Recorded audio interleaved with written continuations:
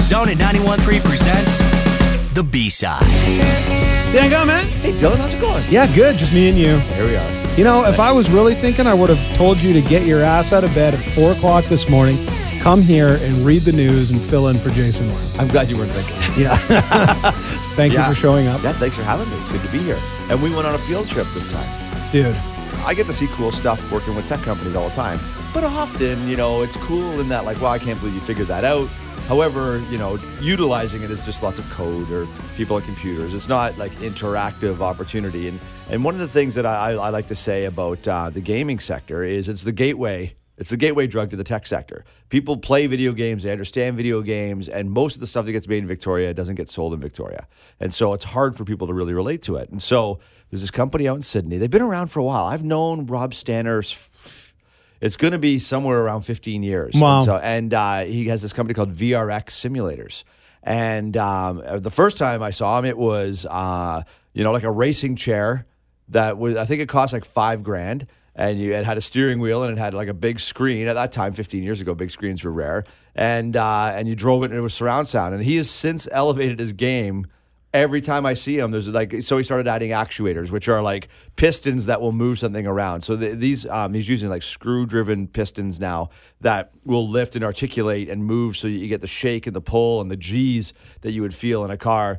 And so driving those and more screens. I've been in one where he had 5 screens set up like portrait style, so that you see all the way around you while you're sitting in this car. And now he's got this new one. It's in prototyping phase. He's building it for a particular client, but I saw a video of it. That's what I sent you a note saying, I'm going to go check this thing out. I think you should come. And what so it's a racing bucket seat with a 5-point harness, but there's actually 2 passenger seats in the back, which is really great. Yeah. You sit in this thing, you're surrounded by screens. This thing can lift you like 8 feet off the floor. It lifts you right up. It twists and turns. It doesn't flip you over yet, but they're working on one that'll actually roll you if you roll whatever you're in.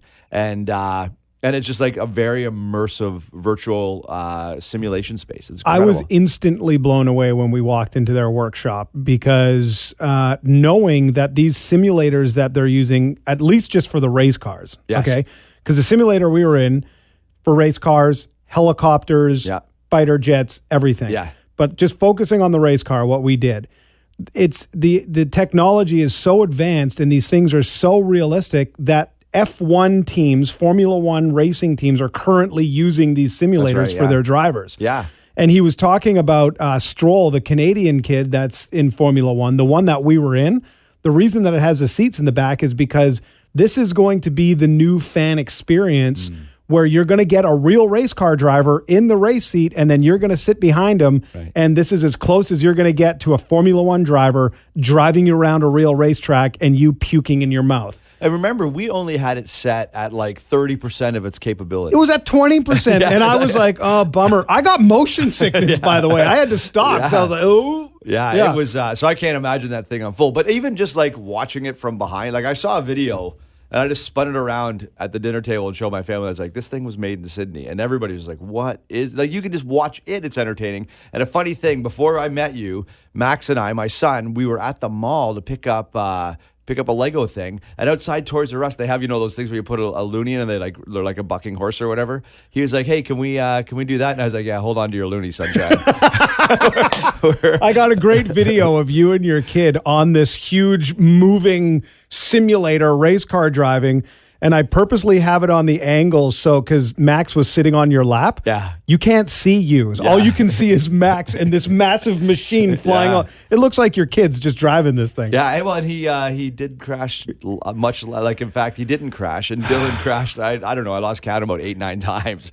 Like, out of the pit. We were coming out of the pit and he crashed. It was like instantaneous crashing.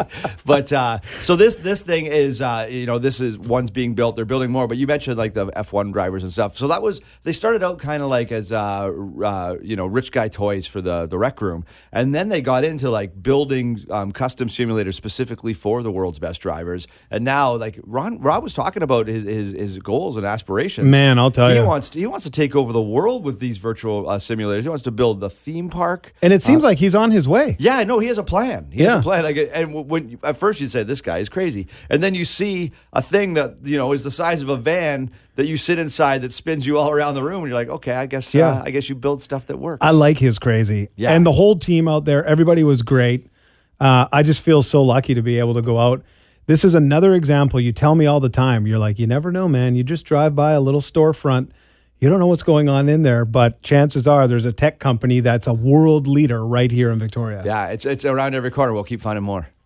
Thank you for inviting me. Yeah, you're very welcome. And we'll put some stuff up on the blog. Always check thebside.com. Maybe we'll get the video that you shot of Max giving it a spin. All right. Thanks, man. Thank you.